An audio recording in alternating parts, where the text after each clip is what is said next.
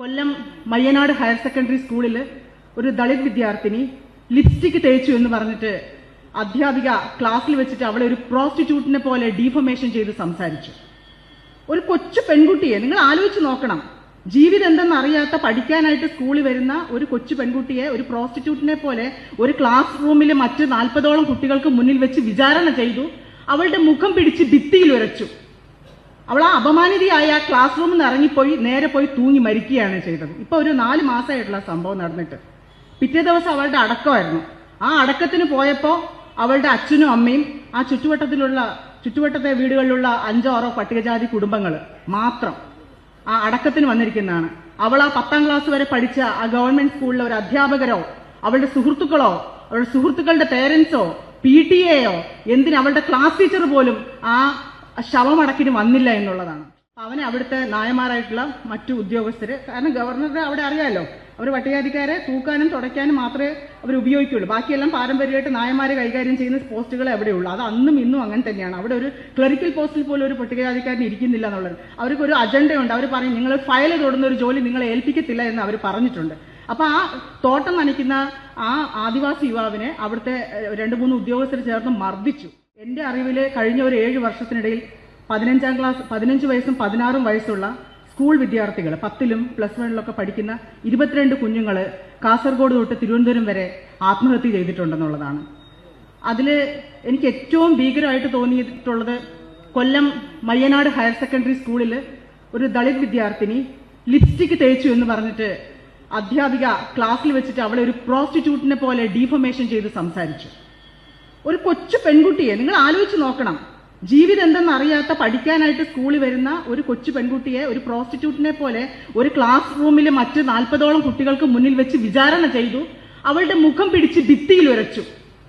അവൾ ആ അപമാനിതയായ ക്ലാസ് റൂമിൽ നിന്ന് ഇറങ്ങിപ്പോയി നേരെ പോയി തൂങ്ങി മരിക്കുകയാണ് ചെയ്തത്. ഇപ്പൊ ഒരു 4 മാസമായിട്ടുള്ള സംഭവം നടന്നിട്ട് പിറ്റേ ദിവസം അവളുടെ അടക്കമായിരുന്നു.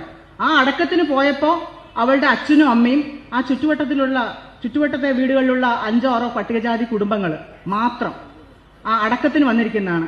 അവൾ ആ 10ാം ക്ലാസ് വരെ പഠിച്ച ആ ഗവൺമെന്റ് സ്കൂളിലെ ഒരു അധ്യാപകരോ അവളുടെ സുഹൃത്തുക്കളോ അവളുടെ സുഹൃത്തുക്കളുടെ പേരൻസോ PTA എന്തിന് അവളുടെ ക്ലാസ് ടീച്ചർ പോലും ആ ശവമടക്കിന് വന്നില്ല എന്നുള്ളതാണ്. അപ്പൊ നിങ്ങൾ ആലോചിക്കണം.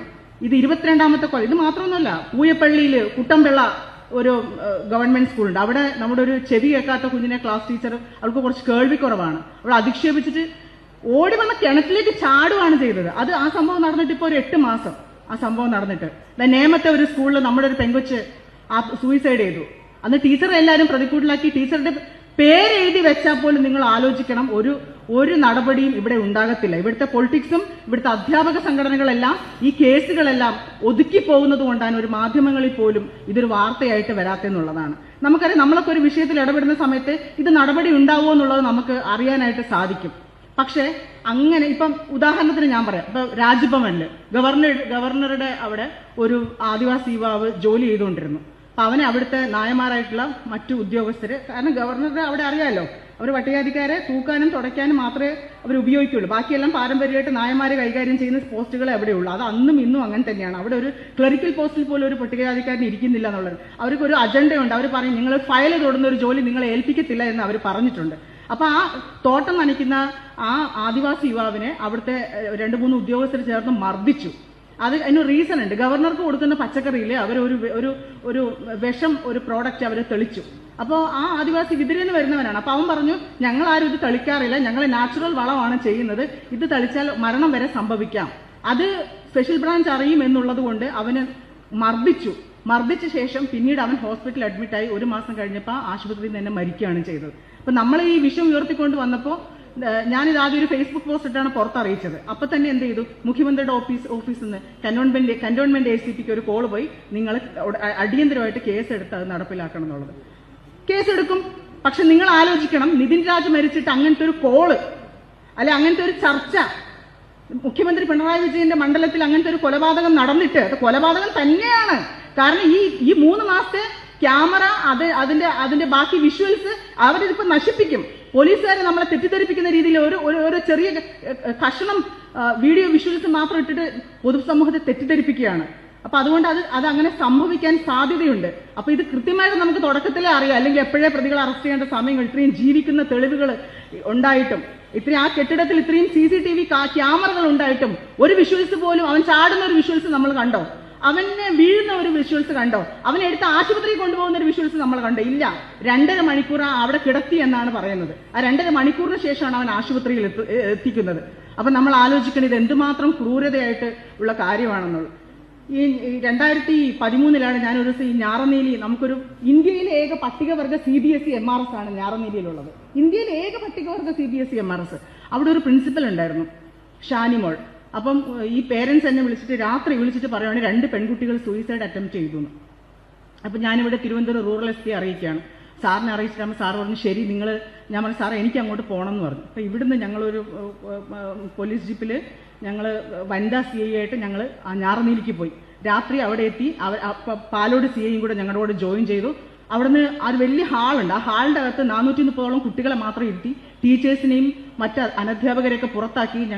എന്റെ കയ്യിൽ നിന്ന് ഡയറി, പേപ്പറൊക്കെ കുട്ടികൾക്ക് പരാതി എഴുതാനായിട്ട് കൊടുത്തു. 125 പരാതി. നിങ്ങൾ വായിച്ചാൽ ഞെട്ടിപ്പോവും. നിങ്ങൾ ആ സ്ഥാപനത്തിൽ തീയിടും. ഞാൻ പിന്നെ അങ്ങോട്ടേക്ക് പോകാത്തതെന്ന് വെച്ചാൽ ഞാൻ തന്നെ തീയിട്ട് പോകും. അതുകൊണ്ട് ഞാൻ പേടിച്ചിട്ടാണ് ഞാൻ പിന്നെ അങ്ങോട്ടേക്ക് പോകുന്നത്. പക്ഷെ ഒരു കാര്യം ഞാൻ ചെയ്തു. ആ ഷാനിമോൾ എന്ന് പറയുന്ന ആ പ്രിൻസിപ്പലിനെ സർവീസിൽ ഞാൻ ടെർമിനേറ്റ് ചെയ്ത് കളഞ്ഞു. പക്ഷെ നിങ്ങൾ ആലോചിക്കണം, അത് കോൺഗ്രസിന്റെ കാലത്താണ് ആ ഷാനിമോളെ ടെർമിനേറ്റ് ചെയ്തെങ്കിൽ കുഞ്ഞുങ്ങൾ ഇതുപോലെ ആത്മഹത്യയിലേക്ക് തള്ളിവിട്ട ആ പ്രിൻസിപ്പള് 50 ലക്ഷം രൂപ പിന്നീട് വന്ന ഏതോ ഒരു രാഷ്ട്രീയ നേതാവിന് കൊടുത്തത് ഇപ്പോഴും മലയൻകീഴ് MRSൽ ജോലി ചെയ്യുന്നു എന്നുള്ളതാണ്. ഇവിടുന്ന് 12 കേസ് വീണ്ടും മലയോടെ വിളപ്പിൽശാല പോലീസ് സ്റ്റേഷനിൽ രജിസ്റ്റർ ചെയ്തിട്ടുണ്ട്. CWC പോയി രജിസ്റ്റർ ചെയ്ത് ഈ കുട്ടികൾ അതുപോലെ ടോർച്ചർ ചെയ്യുന്നു. 7 പട്ടികജാതി പട്ടികവർഗ വിഭാഗത്തിലുള്ള അധ്യാപകരെ മാത്രം അവർ എപ്പോഴും പുറത്താക്കും. അവരോട് പറയും നിങ്ങളെ ഞാൻ പോക്സോ കേസ് കൊടുക്കും എന്ന് പറഞ്ഞ് പുറത്താക്കും. അന്ന് ആ ഷാനിമോൾ എന്ന് പറയുന്ന പ്രിൻസിപ്പലിനെ ഇപ്പം രാധാകൃഷ്ണ മിനിസ്റ്റർ ഇരിക്കുമ്പോൾ ആ മിനിസ്റ്റർ അവരെ പുറത്താക്കാൻ നോക്കിയിട്ട് മിനിസ്റ്റർ പോലും തോറ്റുപോയെന്ന് ഓർക്കണം. അപ്പൊ എത്ര വലിയ സാമ്പത്തിക സ്വാധീന ശക്തി ഇവിടെ പ്രവർത്തിക്കുന്നുണ്ട് നമ്മൾക്കെതിരായിട്ട്. അതുകൊണ്ടാണ് നമുക്ക് ഇവരെ പോലെയുള്ളവരൊന്നും നമുക്ക് തൊടാൻ സാധിക്കാത്തത്. ഇപ്പൊ ഈ സ്കൂളിൽ മാത്രമല്ല എല്ലായിടത്തും. ഇപ്പൊ ഇനി വേടന്റെ വിഷയത്തിലേക്ക് വരാം. ഒറ്റ ഒരു കാര്യം പറയാനുണ്ടായിരുന്നു, നമ്മൾ അറിഞ്ഞിരിക്കേണ്ട ഒരു വിഷയമാണ്. വേടന്റെ ആ വിഷയത്തിൽ ഇവിടെ BJPയുടെ ഒരു ചാനൽ, ഒരു കമ്പനിയുണ്ട്, വരാഹി അനലിസ്റ്റാണ്. ഈ ഒരു ശ്രീകുമാർ മേനോൻ എന്ന് പറയുന്ന ആൾക്കാണ് കൊട്ടേഷൻ കൊടുക്കുന്നത്, PR വർക്ക് കൊടുക്കുന്നത് വേടനെ കുരുക്കാനുള്ള. അപ്പൊ ഇദ്ദേഹത്തിന്റെ തന്നെ മൊബൈലിൽ നിന്ന് Google Pay എന്നാണ് ഈ പെൺകുട്ടികളുടെ ഫ്ലൈറ്റ് ടിക്കറ്റ് ബുക്ക് ചെയ്ത് അവരെ കൊണ്ടുവന്നത്, അവർക്ക് പരാതി എഴുതി കൊടുത്തത്. ഇവിടെ വലിയൊരു നമ്മുടെ ആശയങ്ങളെ തകർക്കാനായിട്ടും നമ്മളെ തകർക്കാനായിട്ടും ഇവിടെ ഒരു വിഭാഗം അതുപോലെ കണ്ണു തുറന്ന് PR വർക്കുമായിട്ട് പ്രവർത്തിക്കുന്നുണ്ടെന്നുള്ളതാണ്. നമ്മളും ഇത്തരത്തിൽ ലൈവായി നിരന്തരം നമ്മുടെ ഈ വിഷയത്തിൽ നിന്ന് വിട്ടുപോകാതെ സമൂഹ മാധ്യമങ്ങളിൽ നമ്മൾ ഈ പ്രശ്നം നിരന്തരം ഇത് ഉന്നയിച്ചുകൊണ്ടിരിക്കുമ്പോൾ മാത്രമേ നമ്മുടെ പ്രശ്നങ്ങൾ ലൈവായി നിൽക്കുന്നുള്ളതാണ്. പക്ഷേ വേടനെ അവർക്ക് കുരുക്കാൻ സാധിച്ചില്ല. പക്ഷെ വേടന് നല്ലൊരു പൊളിറ്റിക്കൽ സപ്പോർട്ട് കിട്ടിയതുകൊണ്ട് വേടനെ നമുക്ക് ജയിലിലാവാതെ നമുക്ക് തിരിച്ചു കിട്ടി എന്നുള്ളതാണ്. പക്ഷേ വേടന്റെ വലയിൽ വീണ ഒരാളുണ്ട്, ഇവിടുത്തെ വനംവകുപ്പ് മന്ത്രി AK ശശീന്ദ്രൻ. അയാൾ എന്താ പറഞ്ഞ വേടന്റെ കേസ് രജിസ്റ്റർ ചെയ്യും മുമ്പേ അവൻ പറഞ്ഞത് 7 വർഷം അവന് ജയിലിലിടാനുള്ള വകുപ്പ് പോലീസ് ഇപ്പോൾ FIR ഇടും എന്നാണ് പറഞ്ഞത്. അപ്പൊ നിങ്ങൾ ഓർക്കണം, നമ്മളെ ഈ പ്ലാൻഡ് ആയിട്ട് നമ്മളെയൊക്കെ തകർക്കാനായിട്ട് എത്ര മനുഷ്യര് ഇവിടെ കണ്ണു തുറന്നിരിക്കുകയാണ്. നമ്മള് പ്രതിപ്രവർത്തിക്കേണ്ടത്, നമ്മൾ പ്രതിരോധിക്കേണ്ടത്, കാലങ്ങളായിട്ട് പ്രതിരോധിക്കേണ്ടത് ഇതിന്റെ ബാക്കിയാണ്. മഹാത്മാ അയ്യങ്കാളി പറഞ്ഞിട്ടുണ്ട്, അല്ലെങ്കിൽ ബാബാ സാഹിബ് അംബേദ്കർ കാണിച്ചു തന്നിട്ടുണ്ട്. നമ്മൾ ആ നിയമത്തിന്റെ വഴിയെ മാത്രം സഞ്ചരിക്കുന്നത് കൊണ്ടാണ് അവർ നമ്മളെ വീണ്ടും വീണ്ടും അതിക്രമിച്ചു കൊണ്ടിരിക്കുന്നത്. അതിനപ്പുറത്തേക്ക് നമ്മൾ പോകാത്തത് നമ്മളുടെ കഴിവുകളല്ല. ഇന്ന് ഡോക്ടർ BR അംബേദ്കറുടെ കൊച്ചുമക്കളെ വിചാരിച്ചാൽ ഇതിലപ്പുറം ചെയ്യാൻ സാധിക്കും. അതിനുള്ള പവറുള്ളവര് ഇവിടെയുണ്ട്, ഈ കേരളത്തിൽ ജീവിച്ചിരിപ്പുണ്ടെന്ന് മാത്രം ഇവിടുത്തെ പൊതുസമൂഹം ഓർത്താൽ മതി. അതുകൊണ്ട് അടിയന്തരമായി ഈ പ്രതികളെ അറസ്റ്റ് ചെയ്തുകൊണ്ട് ഈ സമൂഹത്തെ, ഞങ്ങളുടെ കുഞ്ഞുങ്ങളെ ഞങ്ങൾ ആഹാരം കൊടുത്ത് വിദ്യാഭ്യാസ സ്ഥാപനങ്ങളിലേക്ക്